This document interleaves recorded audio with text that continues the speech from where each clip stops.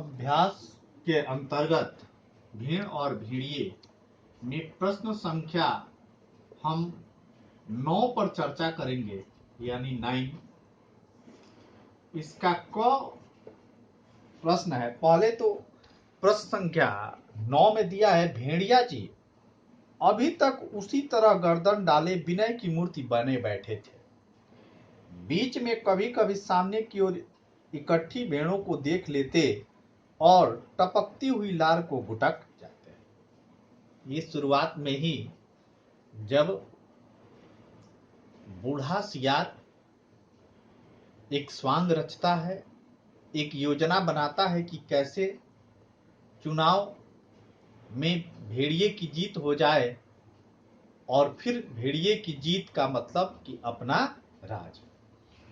उस योजना के तहत वह भेड़िए के मस्तक पे तिलक लगाता है, गले में कंठी पहनवाता है और मुंह पर घास फूस खोस देता है, और फिर समझाता है कि आप नीचे ही देखिएगा, नहीं तो यदि वहां उस भीड़ में सुंदर सुंदर मुलायम मुलायम भेड़ें अगर देखेंगे तो आपका इरादा बदल जाएगा, और फिर यदि आप किसी भी भेड़ को नुकसान पहुंचाए तो फिर आपके खिलाफ जो विश्वास है वो अविश्वास में बदल जाएगा। ठीक है, नहीं, आपके खिलाफ अविश्वास होगा। तो इसी बात में पहला है कि विनय की मूर्ति से क्या अभिप्राय है। तो विनय की मूर्ति से अभिप्राय है कि जो भेड़िया था वो क्या किया था। भेड़िया शांत था, ठीक है, शांत था, गले में कंठी, मस्तक पर तिलक,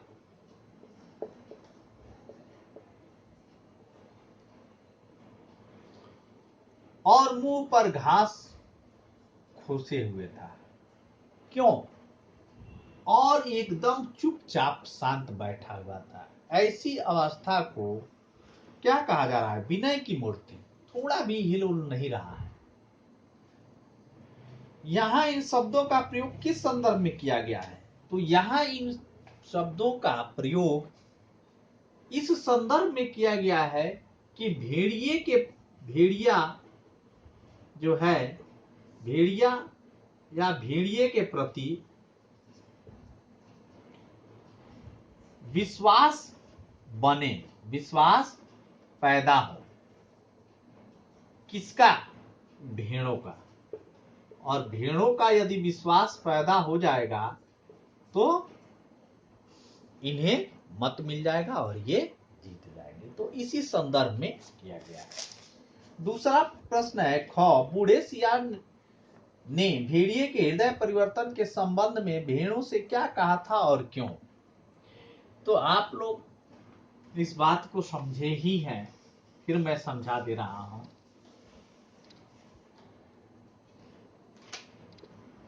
कि भेड़ों का विश्वास जीतने के लिए बूढ़े सियार ने भेड़ों की इस सभा में कहा था कि अब भेड़िया संत हो गए हैं, उनका हृदय परिवर्तित हो चुका है।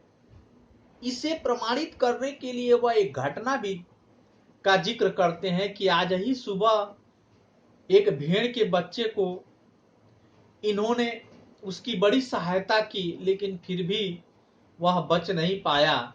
उसके प्रति इनकी बड़ी संवेदना है, दुख है। और इतना ही नहीं, आप भेड़ जाति के प्रति जो अत्याचार हुआ है उसका भी इनके हृदय में बहुत बड़ा दुख है। यही कारण है कि अपनी नजर जमीन की ओर झुकाए हुए हैं, अपना सिर झुकाए हुए हैं, और लज्जा के कारण आपसे अपनी आंखें नहीं मिला रहे हैं। यही बात थी। और ऐसा क्यों कहा? ऐसा इसलिए कहा कि भेड़ों को विश्वास हो जाए कि अब भेड़िया संत भेड़िया हो जाए, और फिर उसके प्रति विश्वास पैदा हो। प्रश्न संख्या ग है, ग कहता है कि बूढ़े सियार ने भेड़ों की सभा को संबोधित करने में भेड़िए की क्या व्यवस्था बताई। बूढ़े सियार ने भेड़ों की सभा को संबोधित करने में भेड़िए की क्या व्यवस्था बताई और क्यों। तो आप अंतिम में अपनी कहानी की पंक्तियों में ही देखेंगे। कहानी देखिए, बार बार पढ़िए। कहानी जितनी बार पढ़ेंगे ऐसे तमाम प्रश्नों का उत्तर आप बड़े सहजता पूर्वक देंगे। ठीक है ना। उन्होंने भेड़िए की क्या व्यवस्था बताई। ठीक है, कि उनको इस बात का बहुत दुख है। ठीक है, आप लोगों के दुख से इतने दुखी हैं कि इनके मुख बिंदु से कुछ शब्द नहीं निकल सकते हैं। ठीक है, यानी कहीं ना कहीं स्वांग रचा जा रहा है। स्वांग क्यों रचा जा रहा है?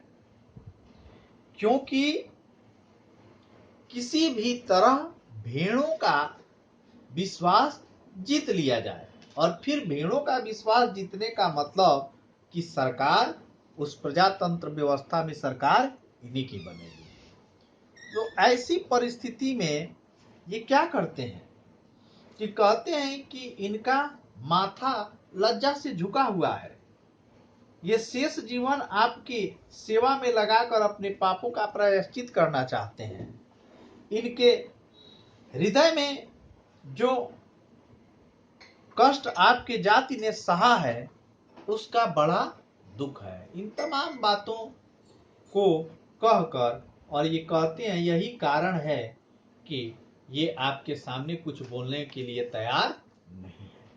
और दूसरी तरफ सियार ने, बूढ़े सियार ने यह चेतावनी भी दिया था कि यदि आप वहां पे तमाम मुलायम मुलायम भेड़ें आएंगी, अगर थोड़ा भी आप उनके सामने देखेंगे तो कहीं आप अपना धैर्य न खो बैठें, जिस कारण आप भेड़ों को नुकसान पहुंचाएंगे, और फिर भेड़ों का नुकसान का मतलब कि आपका भी नुकसान।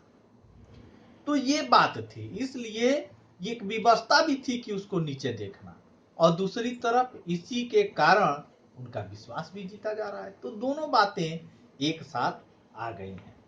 अब देखिए, घ है कि भेड़िया समाज के किस वर्ग का प्रतिनिधित्व करता है। भाई, भेड़िया समाज के किस वर्ग का प्रतिनिधित्व करता है? तो भेड़िया समाज के उस वर्ग का प्रतिनिधित्व करता है जो मुट्ठी भर हैं, जो शोषक हैं, जो स्वार्थी हैं, जो अपने समय का लाभ उठाना जानते हैं। ऐसे स्वार्थी, मतलबी लोगों का नेतृत्व कर रहा है, जो मुट्ठी भर होकर इस भोली भाली जनता पर शासन करते हैं और अपने जीवन का आनंद उठाते हैं। क्योंकि 90% भेड़ें हैं और 10% केवल भेड़िया है। ये 10-20% इस पे शासन कर रहा है। तो यही दिखाया गया है कि समाज के ऐसे वर्गों के ये प्रतिनिधि हैं जो 90% भोली भाली जनता पर क्या करते हैं? अपना शासन करते हैं, अपना हुकूमत चलाते हैं। अब हम लोग प्रश्न है, जो आखिरी प्रश्न है कि और जब पंचायत का चुनाव हुआ तो भेड़ों ने अपनी हित रक्षा के लिए भेड़िए को चुना। पंचायत के चुनाव से पहले भेड़ों ने क्या सोचा था? तो पंचायत के चुनाव के पहले भेड़ों ने यही सोचा था कि अब हमारा शासन होगा, और फिर हमारा शासन होगा तो सबकी सुरक्षा होगा, बंधुत्व की भावना आएगी और चारों तरफ शांति स्थापित होगी। ख है कि पंचायत के चुनाव के समय भेड़ियों की चिंता का क्या कारण था।